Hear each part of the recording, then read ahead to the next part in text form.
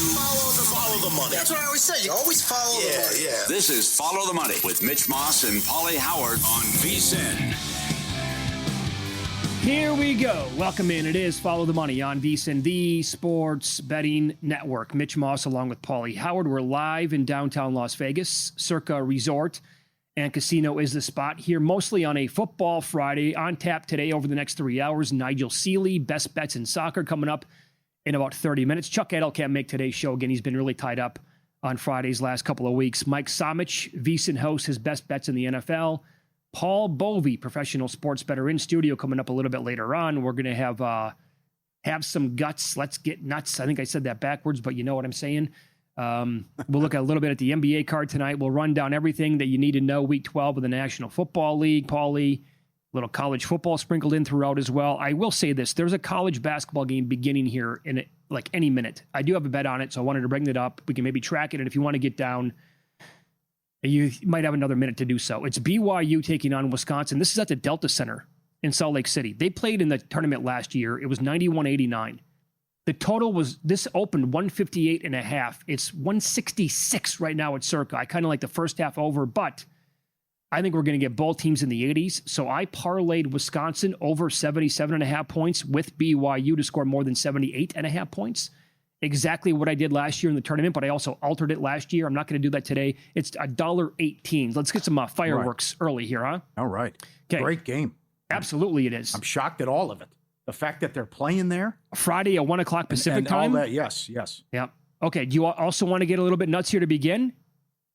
Can I interest you in a little 10-1 Texans to win their division? Oh, wow. That's aggressive. I love this defense, and I hope they make the playoffs. I mean, you just see Hunter's like a superhero right out of a movie. How big his biceps are, right? Look like me in high school. But this is just, this is crazy how nasty this. I love this defense. It's just, I'm bringing heat every single time, and there's nothing you can do about it, that I'm going to run over you and rip up Allen. And good job by Davis Mills to hold it down while Stroud was out. But I think that's a little aggressive, my friend. Now, the schedule's definitely doable at the back end, but it comes down to these next 2 weeks. Can they steal another one? We said it yesterday. Can you steal two? Two. They got one. They stole the game yesterday. Your 6-point dog got the win. Now you got to go to Indy, and you got to go to Kansas City. But with that defense, anything's possible. And you see the playmakers they have, and Nico and Higgins look good, and now you got Stroud coming back. Sure. Playoffs, yes. I can't get division, though. Well, Indianapolis have a lot of losable games coming up. They do. Including the Texans twice. Yet they have not played, so Houston can maybe sweep them and have a leg up. Look, Jacksonville is still in the mix as well. I think I would put the Texans defense at the very top of the list for any unit in football that I want to watch, like every single week. Right? There are some offenses that are great, that you want to watch probably whenever they play their games. But that unit, it's Anderson and Hunter on every single play. Mm-hmm. And Anderson's probably better than Hunter, but you're right. I mean, Hunter looks like he could compete in like some, I don't know, what do they still do, like the Mr. Olympia stuff? Ken Patera? Can I say Ken Patera. Wow, I get the reference, yeah. Okay. He's got veins popping out of veins, man. Yeah. Superstar Billy Graham? I like that one even better. Okay, yeah. Yeah. Got the Pythons, baby. That's right. Okay, well then what about a little bit on the Bills to miss the playoffs? Still available around 5 or 6 to 1, which we talked about at length yesterday on the program. I don't care what the odds said when you watched the game yesterday about playoff percentages and all that. The level of concern is sky high. Oh, it's never been higher. Sky high. Can't stop the run. Where are the playmakers? And again, Allen has to be awesome, or it's just a bad team. Uncle Lou. Great call by Uncle Lou. Remember, they were plus 24 in the turnover battle last year. It's not going their way this year. And that is definitely in play that they can miss. You can't say at Pittsburgh, Cincinnati at home that these are gimme games. The way this defense is played and how bad they are against the run and how the offensive line. And injuries, too, have hit them hard with the wide receiver position as well. But this also goes back to something we talked about yesterday. There is no doubt this is a playoff team. They blew 3 games. How about the week 2 game Monday night against Tampa? Oh, you're talking Texans, yeah. Yeah, sorry, yeah. Texans blew that game. They blew the Jacksonville game. And they should have beat Denver, too. But Stroud got hurt in that game, and they couldn't put him away and gave up 2 touchdowns in the fourth quarter. So this, at least, they should have 7 wins. But, again, I wouldn't be surprised if they run out 4-0. But it's going to be a good sweat, and I'm rooting for them. But certainly level of concern is sky high for the Bills. I think the Bills' number to win the AFC is laughable. It's the same number basically to miss the playoffs. They're around 6-1 to win the AFC. Who wants any part of that with how broken this team is right now? Not to mention, you're looking at probably a 4 or 5 matchup right off the bat with Baltimore and the Bills. There you go. Also, like, what are we missing here? I get it. Allen is the reigning MVP. This entire offense right now has to go through Jimbo Cook. How did he not get more touches last night? Yeah, I agree with that. How did they not just say, you're going to get the ball 30 times, man, and we're going to try to win the game with you? Also, this absolutely kills me. Yes, it was a high-scoring game in the first half, but the game eventually died. There wasn't a touchdown scored in the second half, and it stayed under the closing total, right? How do you think Buffalo feels today? Again, having zero they were incapable of reading the room last night. They ran James Cook into 4 Texans defenders on 4th and 1 at the Houston 23-yard line rather than trying a field goal. The score at the time was 23-16. The final score was 23-19. If they kicked it there and made it, it's 23-22. They have a shot after the conversion on 4th and 27 to win the game with another field goal. Nobody ever wants to, quote, take the points anymore. Even when the game is like there's not much happening offensively and your quarterback is getting murdered every time that he has the ball in his hands. Also, think about this. Buffalo converted in the fourth quarter alone.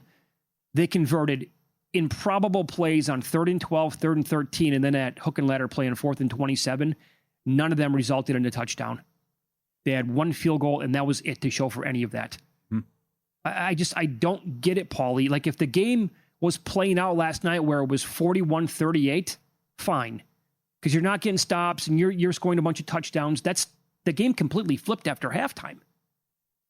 It goes back to the Miami-Washington game last week in Madrid. Nobody wanted to try to field goal. Yep. I think it swung too far. I think we need to start taking points, especially in low-scoring games. It's one thing to go for it, but it's also you drop an asinine play. You have Allen, who's a bulldozer. How about a little creativity here and get him out and running and go shotgun and give him some options as well? But the bad beats it also. If they play 50 times, 45 of the 50, it's going to be 17-13, 16-13, something like that. The fluke kickoff return, the interception deep in his own territory. The first half was a fluke. Condolences if he had the over, but then again, it was a fluke what happened in the first half. The Allen stuff to get over, vicious beats. Gabe Davis has a 22-yard catch early in the game, does nothing the rest of the game. There were several bad beats there. But you just see that Houston, if they can get this going here offensively with the weapons and what they have with Woody and with even Schultz didn't do much, but Kirk and Higgins and Collins, they can do this. I love this team. They can do this. Yeah, absolutely. Fairbairn again. How about that? 18-3 overrun, plus money yesterday. Yep, never a sweat. Let me point this out. So then again, the team they have to track down to win this division, I don't want to get too crazy here, but would be Indianapolis. And they're catching 3.5 against the Chiefs coming up on Sunday. Obviously, this is an Arrowhead. I want your guy, Jonathan Taylor, odds on, has been now for a couple of weeks to win Offensive Player of the Year. When you look at every advanced number, obviously the run game is absolutely elite. They're at the very top of every important metric. And then you flip a Pauly and look at the Chiefs' defense overall full season to date versus the run. They are 19th in adjusted line yards, tied for 24th in power success rate allowed, 27th in stuffed rate, 10th in the second level, 15th in the open field, which is a little bit better. But how will, I know it's going to be, the narrative is as easy as Spagnuolo's going to drop something. What if the Chiefs defense is dominated by this front by the Colts and Taylor runs? That actually can happen here. And it's a gotta have a game, as Sal Pal said on Wednesday, for the Chiefs. They have to have as many games as possible down the stretch here. I know Danny Jones also added to the injury report earlier in the week, but they also got Sauce in, who's played 1 game. If their secondary is going to be improved, getting guys back here from injury as well, maybe this is much more difficult for KC than we think. The 3.5 is gone here at Circa. Again, this is fascinating. 15 teams since 1990 to be 5-5 or worse and favored versus a team 8-2 or better. The previous 14 all won and a 12-0-2 ATS run. They got me last week with the must win off the bye, all that jazz. Mahomes has to play better. Mahomes got to stop turning it over. There's a good breakdown today. Kelsey had a ton of targets last week. You can look at his props now that it's not cutting time. I mean, it's got to be big for Kansas City, and maybe Kelsey's more involved. I think he's going to be. The Colts are bad against tight ends. Okay, and I also think it's a big Rice game. As a lot of the damage against the Colts has been done in the slot, and that Rice can eat in this one. And now you got the Worthy news, which is unfortunate that he's questionable. But are we going to see the bad Danny Dimes? We keep talking about Darnold. This is the same thing here. 4 interceptions the last couple games. Should have lost to Atlanta. So now do we start seeing some bad Danny Dimes, and he implodes here down the stretch? I'll tell you. So obviously one of his strengths is getting out of the pocket and running and picking up a bunch of chunk yards as the quarterback there. And you can do that against the Chiefs. They have the second highest scramble rate allowed in the entire NFL, 6th most yards to quarterbacks, and most touchdowns to QBs on the ground. But again, he hit the IR injury report yesterday. So maybe he's going to be a little bit compromised, and that won't be in his weaponry coming up on Sunday. There's a lot of surprises. Yep. A lot of guys banged up this week. The ultimate Vegas weekend, incredible. VSiN and Circa have you covered. The first 100 new VSiN Pro annual subscribers who sign up using the code Circa get a free 3-night stay here at Circa, January 2nd through the 5th, plus a day bed at Stadium Swim during the final weekend of the regular season.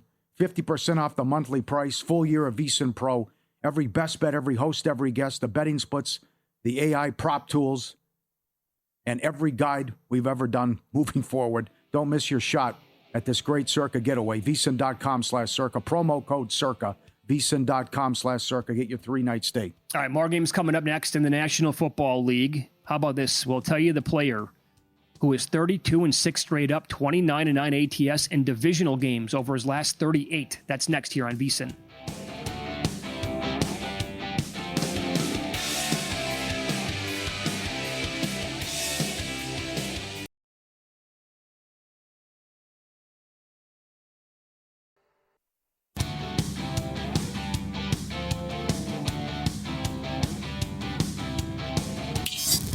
This is Follow the Money on VSiN. Games coming up here, Week 12 on Sunday, National Football League. Begin in Chicago as the Bears are hosting the Pittsburgh Steelers, and Chicago is a 2.5-point favorite, total as low as 44.5 on the screen, as high as 46. I like the note that Matt Humans shared with us on Wednesday, and the Friday Invitational is coming up after this show. And the leader in this contest is Jason Jarvis, who has, I believe, 2 top 10 finishes in Circa Millions. Very good NFL handicapper. Matt reached out to him about the Steelers-Bears game, wanting to play Chicago. Jarvis has won, keep this in mind, he has won 10 straight best bets on the Friday night show. So we all got to be tuning in tonight to see who he likes, first of all. But he said he thinks Pittsburgh wins the game. That's strong enough for me to say my initial lean was absolutely Chicago. I'm off him. Okay. I'm not going to go against him right now. All right. Well, you got the luck factor. And this Houdini act every single week, it's incredible. 5 wins this year when trailing in the final 2 minutes. They've won 7 of 8. They're number 1 in turnover margin and takeaways. 22 takeaways, what they've done, and all the interceptions. Does it continue? It can't. The other thing is, when you look at their wins, their opponents are a combined 20, 51, and 1. So congratulations. I know you're taking care of business, but it's just this is asinine. What's going on every single week? Is this similar to the Giants team from a couple of years ago? Yeah, I like that. That's not bad. Is that the comp? Yeah. Okay. But you're going against the worst pass defense in the league. Oh, these numbers on both defenses are alarming. Yep. So I think Caleb's going to have success, and they're going to move it and have some luck on the ground. We'll see if Rodgers goes, or if it's going to be Rudolph. You pointed this out. You think Rodgers is going to play. He hates the Bears. 25-5 career against Chicago, including the playoffs. I'm rooting for the Bears here, but I can't get past this luck factor, and they're not that good. And at some point, these takeaways are going to stop with the 15 interceptions. 7-1 this year when they have at least a takeaway. Steelers have been bad on the road. 1-5 ATS run on the road. You saw what Cincinnati did to him and Flacco in that Thursday night game. But I'm looking at some props here as well. Number 1, Jonnu Smith has gone under every single game. Number 2, how about the big man, Washington? Just trucking people. Get out of my way. And 3 broken tackles on that 31-yard run that he had against the Bengals. I'm looking for him to get more involved, and I'm looking at him also 3-1 anytime touchdown. I'll get to that later with you can't get nuts, be nuts, but 3-1 anytime touchdown as well. I think he's going to be an important part of this team, and you can't stop the guy. He's so big. Well, here's part of the handicap and why I really like this game overall, because we love the tight end position, right? And we like betting on a bunch of guys who play that position. You can beat both of these defenses with tight ends overall. Chicago has allowed the 7th most catches, Pittsburgh the 9th most. Yards allowed, Steelers 7th most overall. Touchdowns, 6 against Pittsburgh and 4 against Chicago. So tight ends have been having their way against these teams. But also, the Bears have allowed the 2nd most touchdowns to wide receivers, 14 overall. They're not getting crushed with the yards, only 12th most yards, but they're absolutely finding the end zone. If that is going to be a thing in this game, is DK Metcalf finally going to pop? Who's going to be the other guy for Pittsburgh to get in? No, Rodgers doesn't throw to him. That's what I'm saying that, yeah. No, not happening. I think it's more Washington and dumping it off to the running backs as well. The other thing that helps us, too, is if Edwards doesn't play. The Bears have had bad games when Edwards has been out covering the tight end. Yeah. And we got to go Boswell here, too. It's $1.08 at Caesars. Is the weather good? With him, I don't care. Okay, Monsoon. Boswell's that good. I still bet 2.5. Unless we got 3. Giants, at the MetLife when it's 35 miles an hour. Yeah. I mean, everything Boswell. I can't believe that price. Just like Fairbairn yesterday. Go to the app on Caesars, click on team totals, and then you'll see it with made field goals. He's $1.08. Can you believe it? For over 1.5 field goals. Yeah. Again, if it loses, who cares? You got to bet it at that number. Second best in the league. That's right. So another thing. The Steelers have allowed the most receptions and 2nd most yards to wide receivers and 9 touchdowns overall. The guru, John Hansen, was making the case for Rome Odunze earlier in this game. I think he's going to have to be the guy that you attack it with. I think this is going to backfire on Pittsburgh. 4th highest blitz rate. And I think that's where you're going to play in. That's been Warren Sharp's whole thing. Yeah.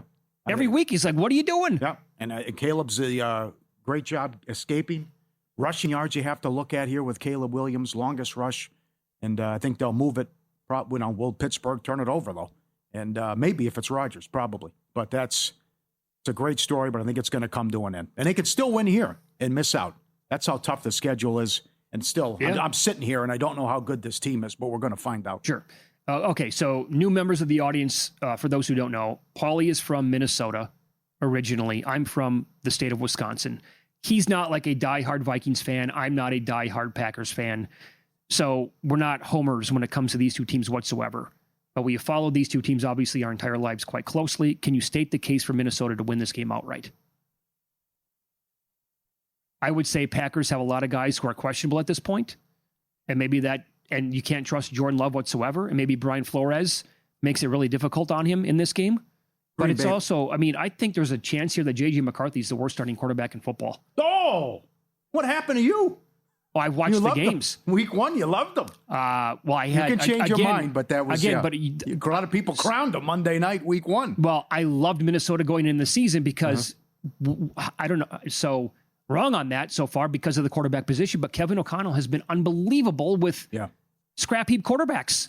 I don't know what the cork's going to pop off business. The quote that he said. The case for Minnesota here is Green Bay beats themselves. Yeah, it's kind of what I think, too. That's all I just think. Now, I know they are 0-6 now, ATS, when laying more than 4 points. That's troubling. But I think they're going to force some turnovers. The defense is nasty. This is the other thing about an indictment of LaFleur. Green Bay is number 1 on 3rd down conversion rate. So what if they weren't doing that, what this offense would look like? But Watson's been good. Maybe the Kraft injury is too much to overcome, but I like Watson over. I just think they'll have success through the air. They got the good news today that Reed will be coming back. Yeah. 21-day window's open. I think they'll have success on the ground, and I just don't see the Vikings doing much offensively that they couldn't. That is bad, man. They had 3 points in the 4th quarter at home against the Bears. Yeah. And you also see you got the negative stuff going on about the slamming helmets and I'm open, give me the ball. What's going on? You're missing throws. Then when they hit the guys, the wide receivers are dropping them. There's a lot of bad stuff going on with the Vikings, and they know the season's over, too. Yeah, and with the Vikes as a divisional road dog since 2010, 5-23 straight up, 9-20 ATS. But I have to it seems like we talk about this angle almost every single week. This year, anyway, with Green Bay, Matt LaFleur is 14-25 ATS as a single-digit favorite since 2021. Straight up, he's fine, 23-15-1. but 11 games below 500 against the spread there. That is not great. Over the total, Pauly, in the last 5 years between these two teams, 8-2. Yep. Pretty strong. This is the last time I will call for this. I want up-tempo. I want to play with some pace. Stop it. You have too many weapons. Go fast. I'm watching the game last week. With 5 minutes left in the game, it was Green Bay's 7th possession only. Knock it off. Well, I want to go back to something you said. You asked the question 2 minutes ago, is the Kraft injury too much to overcome? He was turning into, top 3, whatever, put any number you want on it, tight end in the entire league, and he was clearly the number one weapon there in the passing game. Let me get to the tease that I had 10 minutes ago before the commercial break. The person I was talking about, who is 32-6 straight up and 29-9 ATS in divisional games since 2017, do you know? Dak Prescott. No. How about that? These numbers are ridiculous. 21-2 straight up at home against the East. Yeah. 18 in a row. Unreal numbers 18 here. in a row. That's incredible, man. I 3. never would have guessed that. Yeah. I can't take the Eagles because of this. And then the reports coming out about what's going on with Hurts and Brown. And numerous people ticked off at Hurts. Mm-hmm. So here's how Philadelphia's defense ranks, by the way. Again, full season. They are second against wide receiver number 1, and they allow 56 yards per game. That would be CeeDee Lamb. They're 18th against wide receiver number 2, allowing 72 yards per game.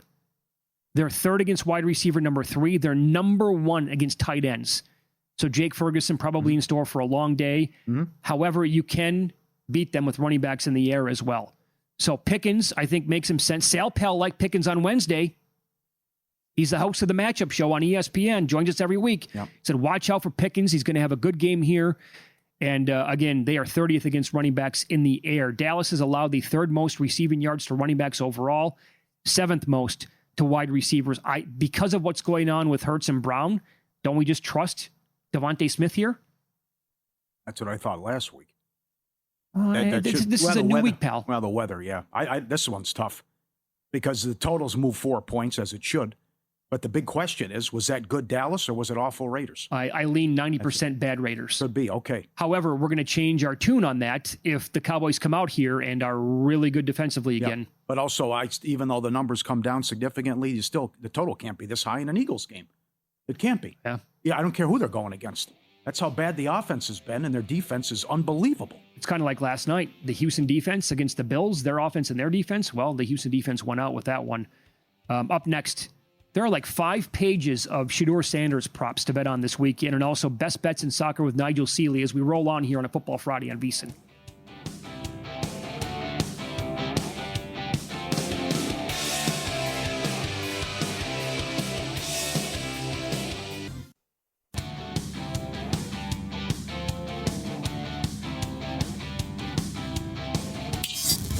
This is Follow the Money on VSiN.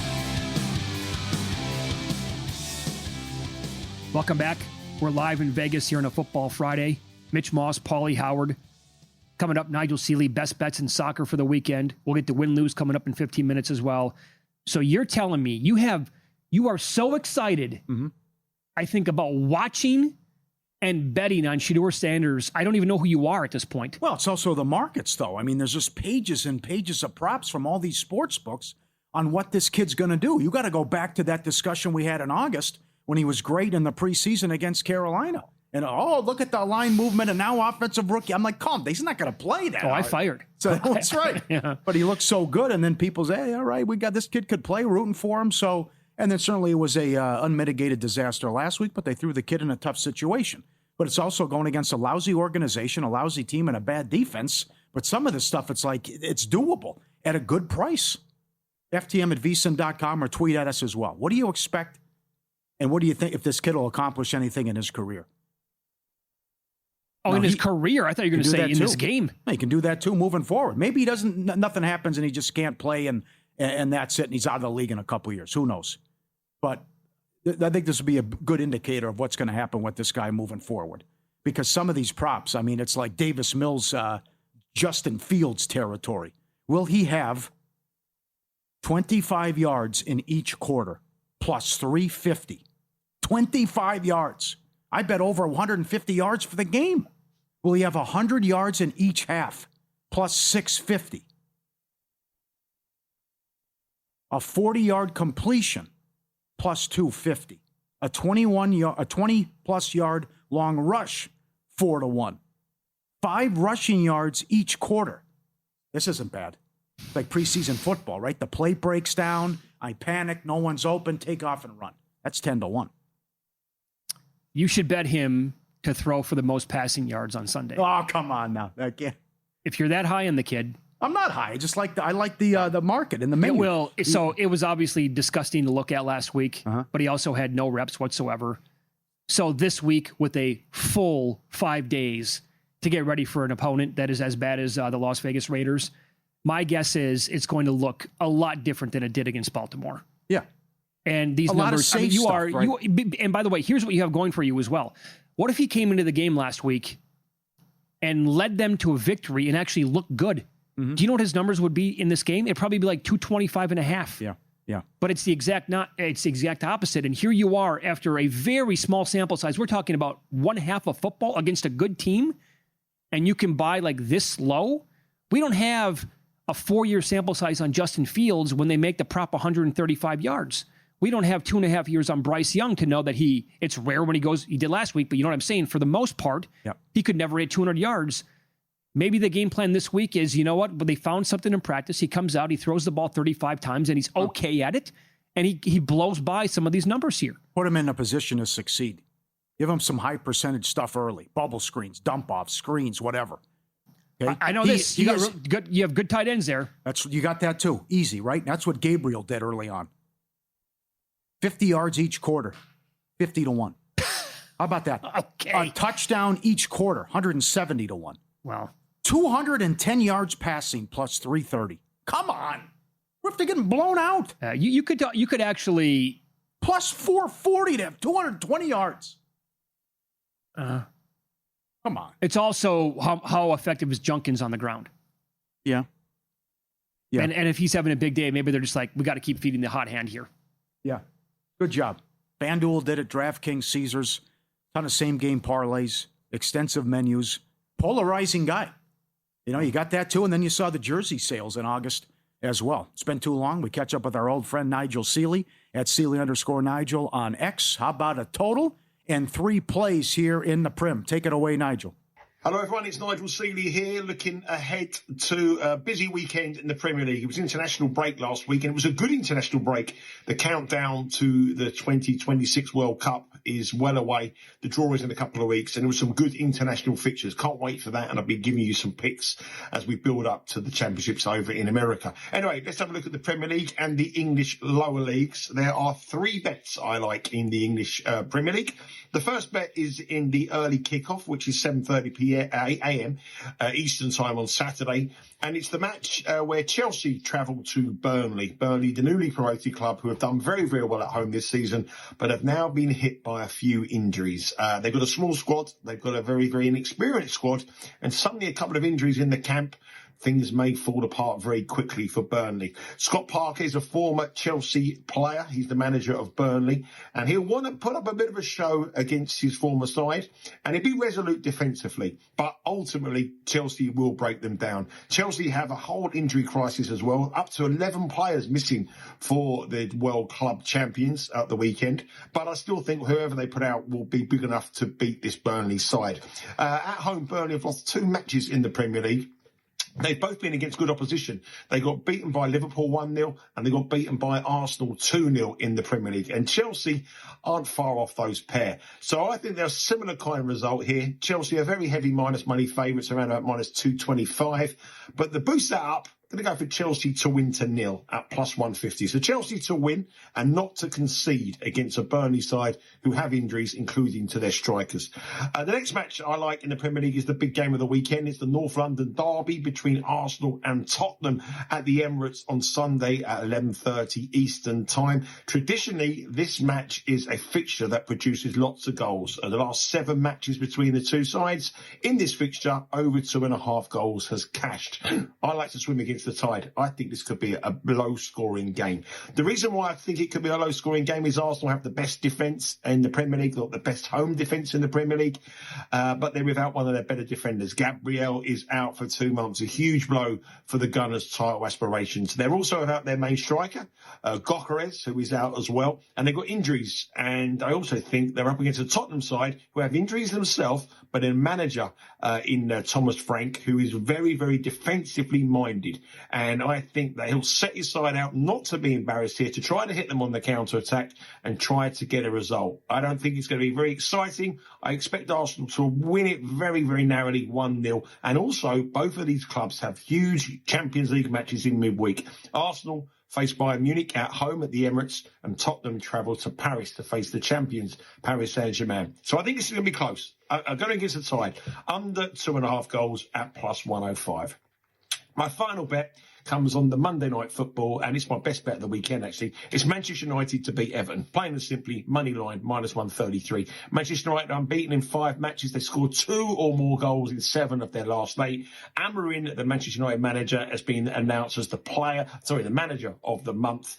They've turned it around in recent weeks. They're creating so many chances, and they're up against an Everton side who, away from home, have been pretty abysmal this season. Man United have only lost once at home this season. That was on the opening day against Arsenal, and they should have probably won that match. Man United are turning the corner a little bit here, and to get minus 133, I think that is a value price. So Manchester United at minus 133. And one bet for me in the Championship, I'm going to go for Bristol City to beat Swansea at plus 115 in the Championship, the English second log there, the lower division below the Premier League. Bristol City are a good side. They've got a lot of players back from injury for this match. Swansea are in complete disarray. They're currently in 18th place in the table. They've got a real poor defensive record, and Bristol City score goals for fun. They've got their best players back. I think they've got 3 players back for this match who've been out missing, and I think Bristol City will be a team to follow in the new year as they push for a playoff spot. So Bristol City to beat Swansea in the Championship, and my best 3 Premier League bets involving the big teams. Chelsea to win 2-0 at Burnley, plus 150. Arsenal beat Tottenham, under 2.5 goals at plus 105 on Sunday. And on Monday, Manchester United to beat Everton. You can read my columns featuring all these bets on the VSiN website. Have a good weekend, cash some tickets, and I'll speak to you all again next week. There you go. Our buddy Nigel Seeley, his best bets in soccer this weekend. Update Salt Lake City College basketball today. I have a bet on... I parlayed these teams to score. Wisconsin more than 77.5, BYU more than 78.5. Before it started, Wisconsin not holding up and doing their part. They only have 24 points. They trail by a dozen, and the game total now is 166.5. BYU is favored by 11.5 in the game. So Wisconsin's been awesome again this year, early on here offensively, going back to last year, tying that in. Guard changed everything there with the philosophy on offense, but shots are not going down so far in the first half there. They're also playing, by the way, on the Utah Jazz NBA Cup court, and it looks like Prince out there. It's so purple. And tonight's a big night in the NBA. It is. With the good Cup. Games, yes. Denver and Houston coming up. That's a good one. I lost with the Hawks last night. They allowed, think about this, how many guys the Spurs were without. They allowed the Spurs to score a combined 86 points in the second and the fourth quarter. They got absolutely torched. No Wemby, no Castle, no Harper. That's an incredible job by San Antonio. Yep. So they took it to them and lost that bet as a result. Up next, win some, lose some. How about this? A 17-1 cash last night and an 18-3 overrun. Pauly's going to detail it all next here on VSiN.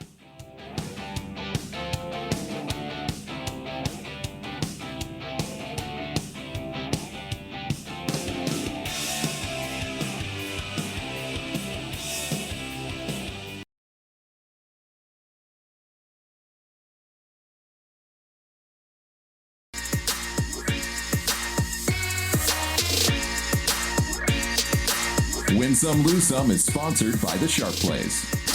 Were you a winner last night? Wow, winning. Or was it a rough one? Well, they can't all be winners, can they? Loser! You're a loser! Pauly Howard recaps the night in sports betting in Win Some, Lose Some. Great game last night. Phenomenal finish. First touchdown of the game. Cook 6-1. Anytime touchdown. Ray Davis, 17-1. Defensive and special teams touchdown, plus 280. I don't understand why, like Herb Street said, well, it kind of threw him off because he ran into his own guy. He did 360 and then housed it. Yeah, nobody touched him. Why did that happen? Why were they thrown off by that? And that was a fluky play. Yeah, ridiculous. Higgins, anytime, 6-1. Kirk, as high as 7-1, anytime. Mills, 2 touchdowns, and the Texans win, 5-1 here at Circa. And Fairbairn does it again. Plus money at Caesars, 18-3 over. 1.5 made field goals. What a run that's been. Subscribe, be part of the team, vsin.com. Our radio and podcast friends, you always want to see these tweets and videos. At Pauly Does Vegas on Instagram. Send them in. We'll put you on. You guys have been doing a great job. Look at this guy coming in where they're about to wrestle and they're going at it. And this guy rolls over like he was going to kick him. And he comes at him. Right? Look at this move. Barking at him and then coming in with a somersault and a kung fu job. The Karate Kid. Jean-Claude Van Damme. Beautiful move. I think the house here left the TV on with the UFC loop the entire time. That's right. That's excellent. Couple lose some. Hawaii, Arizona State under. 149 down to 142. That was 83-76. I'll also put this under lose some. It just went final. Indianapolis, the Jaguars. Okay. Game died, but it fell 181. Between the movement and the landing spots of their games. And they're playing at funky times. Crazy. They lost 101-80. The landing spots are crazy with these games. Yeah, I really don't want to say this on the air, but for what it's worth, their power rating is way off. Forget totals for a second. Okay. They're a really bad basketball team, and they were favored again today. Oh, is that right? Yeah. And every site. Wow. I put up Alabama State on the VSiN Picks page earlier today. Had to take them. They were a 3-point dog. And, good job. Donnie Miller sent this in. Good job, Donnie. Oh, this is a good one. You got to put people on Front Street, and there's the guy. Well, he's looking at him, too. Yep.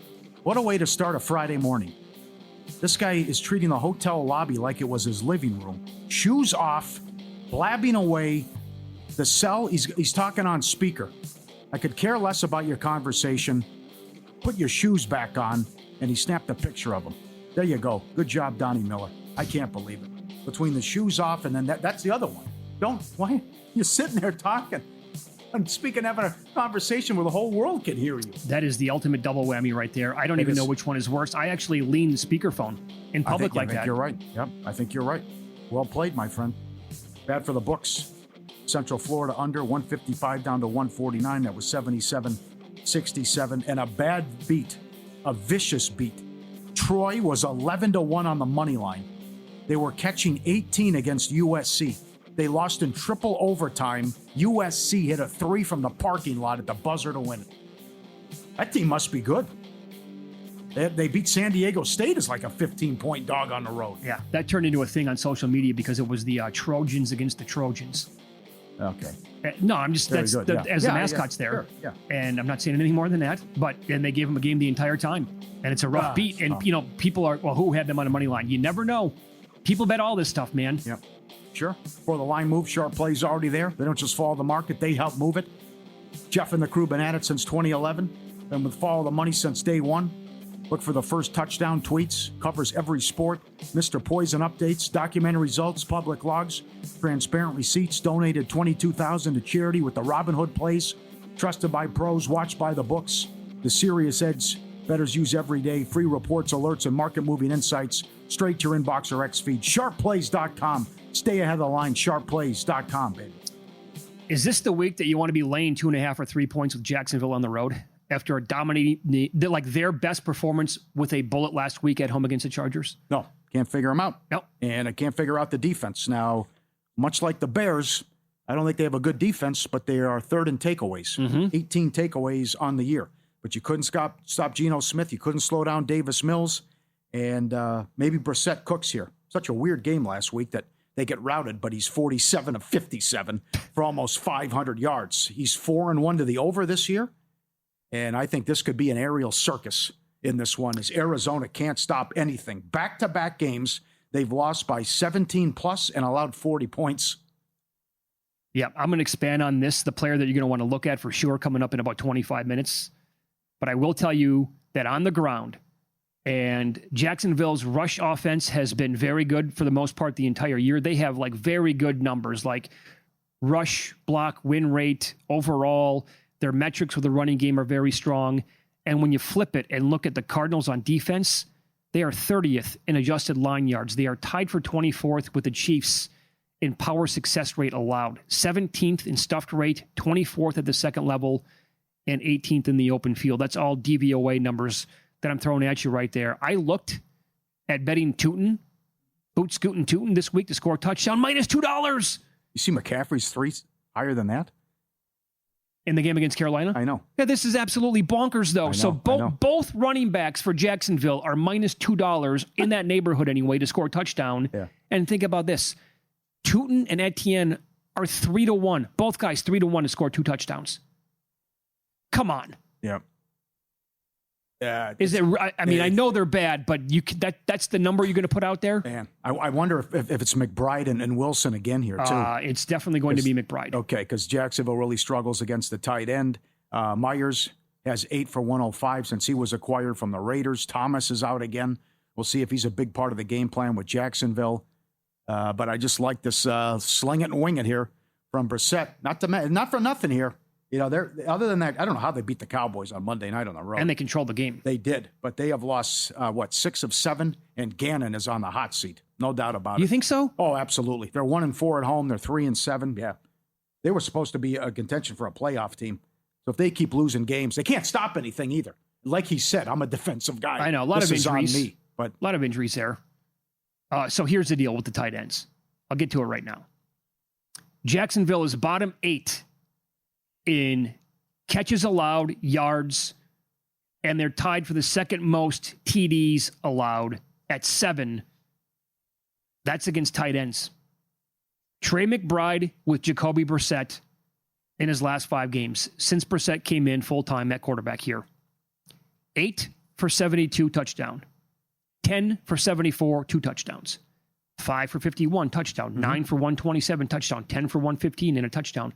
That's 42 catches on 57 targets in 5 games, and he has scored a touchdown in every single one of them. His prop number is 74.5, which is a very high number. His receptions prop is 7.5. Obviously, that's about as high as you can go for a tight end. But Opta AI stats have him, they're projecting him for 91 yards in this game, and I absolutely agree with it. Yep. This should be the McBride show all day long. It has been for 5 straight, and Jacksonville, they get torched by the position. This guy's the best guy in the league. Brissett loves going to him. And they have injuries at running back. So I don't think it's going to be like a big game on the ground for Arizona's backs there. Okay. And maybe this... It could get crazy. It could be a crazy game. No doubt about it. Yeah, and maybe 47 reps too low. Yep, he definitely should eat in that one. No doubt. Yeah, there's no way I would bet them. I don't think I would lay 3.5, 4 with the Raiders under any circumstance. Let's see. I noticed earlier in the show, you said, hey, can Houston win the division? You're concerned about the Colts. Well, Houston's got to catch Jacksonville, though, too. Oh, they're in the mix. You can't, okay. You got to catch them as well. That would be obviously both of those are concerns. Jacksonville's like $2 to make the play. The schedule's a joke. Look at their schedule. Yeah. And that would be the rub. I actually think that there's an angle here where the division could go Jacksonville 1 and then Houston to like tie with Indy at number 2. Just because Jacksonville's schedule is so easy, especially when you compare it to that of Indianapolis' schedule. I love the spot for the Texans next week if the Colts beat the Chiefs.